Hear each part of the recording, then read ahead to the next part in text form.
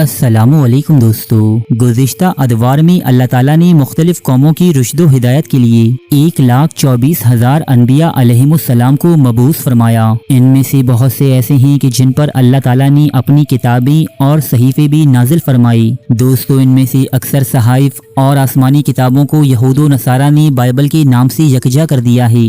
مسلمانوں کے مطابق بائبل اور اس میں موجود کتابیں رب کائنات کا کلام ضرور ہیں لیکن تحریف شدہ، جبکہ اہل کتاب یعنی یہود و نصارہ خود بھی ان کتابوں اور صحائف کو تحریف شدہ اور ضعیف خیال کرتے ہیں۔ تاہم ایک آسمانی کتاب ایسی بھی ہے جس میں کچھ ایسی پراسرار اور حیرت انگیز داستانیں درج ہیں جو ہمیں اس کے بعد آنے والی کسی بھی آسمانی کتاب میں نہیں ملتی۔ یہی وجہ ہے کہ اسے بائبل میں موجود تمام آسمانی کتابوں اور صحیفوں سے الگ کر دیا گیا ہے۔ یہ کتاب ہمیں تخلیق کائنات، سیارہ زمین پر تہذیب کے ارتقاء، دیو قامت انسانوں اور ہزاروں برس قبل یہاں وارد ہوئی آسمانی مخلوق کی کہانیاں سناتی ہے۔ بائبل سے منسوخ شدہ اس کتاب کا نام ہے دی بک آف اینوخ، یعنی اللہ کے نبی حضرت ادریس علیہ السلام پر نازل ہونے والے صحیفے۔ حضرت ادریس علیہ السلام اللہ کے ایک برگزیدہ نبی ہیں جن کا ذکر قرآن مجید میں بھی موجود ہے۔ حضرت ادریس علیہ السلام سے منسوب اس کتاب کے 5 حصے ہیں جنہیں the book of the watchers, book of parables, the astronomical book, the dream visions اور دی ایپسٹل آف اینوک کہا جاتا ہے۔ دی بک آف اینوک نامی اس کتاب میں حضرت نوح علیہ السلام کے دور میں آنے والے سیلاب عظیم اور اس سے قبل رونما ہونے والے عجیب و غریب اور انوکھے واقعات کی تاریخ ملتی ہے۔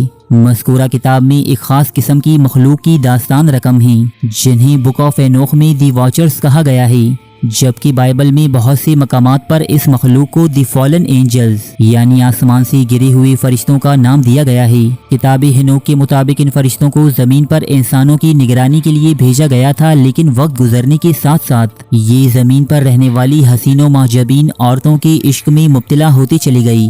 دی واچرز نامی یہ مخلوق انسانی عورتوں کے لمبے اور حسین بالوں کی جانب مائل ہوتی تھی۔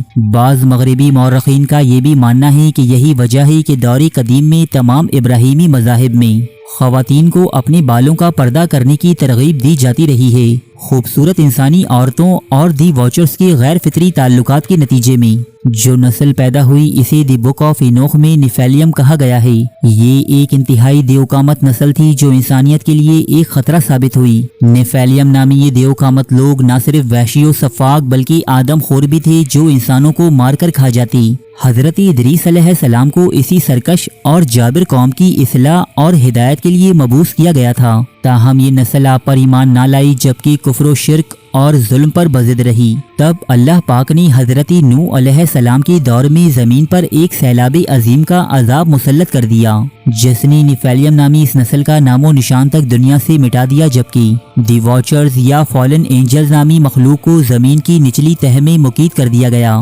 جو بک آف اینوخ کے مطابق آج بھی وہیں قید ہیں۔ دوستو، بک آف اینوخ کے علاوہ بھی بائبل میں کئی ایسے مقامات ہیں جہاں دیو قامت انسانوں یعنی نیفیلیم نامی اس مخلوق کا ذکر ملتا ہے۔ بائبل کے ہی مطابق قومی بنی اسرائیل بھی ایک ایسی جگہ گئی تھی جہاں نیفیلیم کی باقیات یعنی دیو قامت انسانوں کا غلبہ تھا۔ دوستو، قدیم سمیری تہذیب کے تحریر کردہ مخطوطات سے بھی دی بک آف اینوخ سے ملتی جلتی معلومات دریافت ہوتی ہیں۔ سمیری تہذیب میں بھی ایک ایسی مخلوق کا ذکر ملتا ہے جو آسمان سے زمین پر آئی تھی، جنہوں نے انسانوں کو ٹیکنالوجی، کیمیا اور دیگر علوم سے آراستہ کیا، لیکن جلد ہی یہ بھی زمین پر بسنے والی عورتوں پر فدا ہوئے اور ان سے جسمانی تعلقات قائم کرنے لگی۔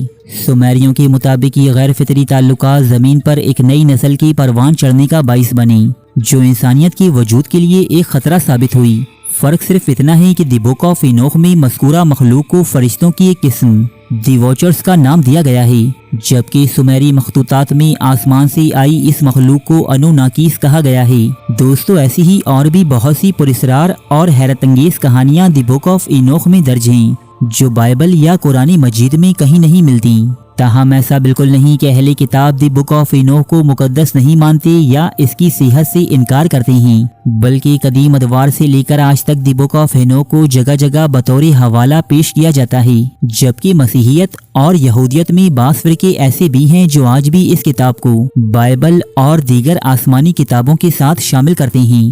دوستو، اہل مغرب انوناکیز اور دی بک آف اینوخ میں درج دی واچرز نامی مخلوق کے تذکروں میں بہت زیادہ دلچسپی رکھتے ہیں۔ بعض مغربی ماہرین کا یہ ماننا ہے کہ ہو سکتا ہے ہمارے اس کرۂ ارض پر کسی دور میں کسی نامعلوم سیارے سے آئی مخلوق وارد ہوئی ہو، جس نے انسانی تہذیب کو پروان چڑھانے اور انہیں مختلف علوم میں مہارت دینے کا کام انجام دیا ہو۔ انوناکیز پر ہم پہلے بھی ایک تفصیلی ویڈیو بنا چکے ہیں، مزید معلومات کے لیے آپ یہ بھی ملاحظہ کر سکتے ہیں۔ دوستو، بطور مسلمان ہم اللہ کے بھیجے ہوئے تمام انبیاء علیہم السلام اور ان پر نازل ہونے والی آسمانی کتابوں پر ایمان رکھتے ہیں، تاہم ہم ایسی کسی بھی بات کو درست نہیں مانتے جو قرآن و احادیث سے متصادم ہو، جبکہ دی بک آف انوخ میں درج اکثر باتیں ایسی ہیں کہ جن کا ذکر نہ تو قرآن مجید میں ہوا ہے اور نہ ہی اللہ کے رسول نے اس بارے میں کوئی وضاحت فرمائی ہے۔ دوستو، امید کرتا ہوں کہ ہماری یہ ویڈیو آپ کی معلومات میں اضافے کا باعث بنی ہوگی۔ اگر واقعی ایسا ہے تو اسے لائک اور شیئر ضرور کیجیے گا۔